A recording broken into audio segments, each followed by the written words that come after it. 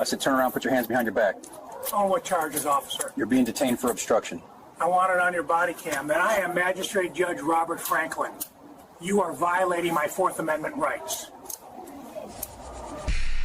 A peaceful afternoon at the public library turned into a $2 million nightmare for one city when a police officer made the worst mistake of his career. The entire incident was recorded on his own body cam, capturing every word, every assumption, and every unlawful move he made.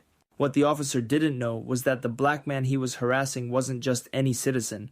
He was a magistrate judge who knew every single law the officer was about to break. And by the time the officer realized his mistake, it was already too late. Before we continue, where are you watching from? If you enjoy stories about justice being served, please hit that subscribe button. It really helps the channel grow, and I sincerely appreciate your support. The day started like any other Saturday afternoon.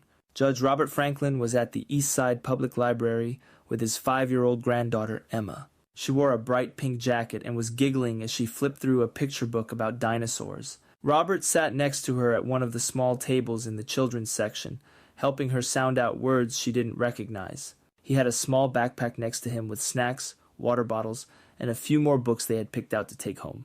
Robert was 62 years old and had served as a magistrate judge for over 15 years. Before that, he spent 20 years as a civil rights attorney. He knew the law better than most people knew their own names. But on this particular day, he wasn't dressed in his judicial robes. He wore jeans, a simple blue sweater, and sneakers. To anyone passing by, he looked like what he was, a grandparent spending quality time with his granddaughter. Officer Kevin Schultz was driving past the library when he decided to stop in. Later, he would claim he was doing a routine community check. The truth, captured on his body cam, would tell a different story. Schultz had been with the police department for 8 years and had 12 complaints filed against him for racial profiling. None of those complaints had resulted in serious discipline. He felt untouchable. Schultz walked into the library.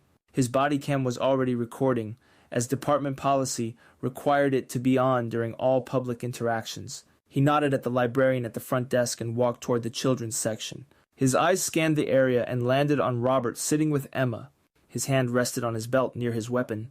His face showed no warmth, no courtesy, just suspicion. Robert noticed the officer approaching but didn't react. He had dealt with situations like this before, though never while babysitting his granddaughter. He continued helping Emma with her book, keeping the officer in his peripheral vision. Schultz stopped a few feet from their table. He didn't greet Robert or introduce himself properly. Instead, his first words were a question. "What are you doing here?"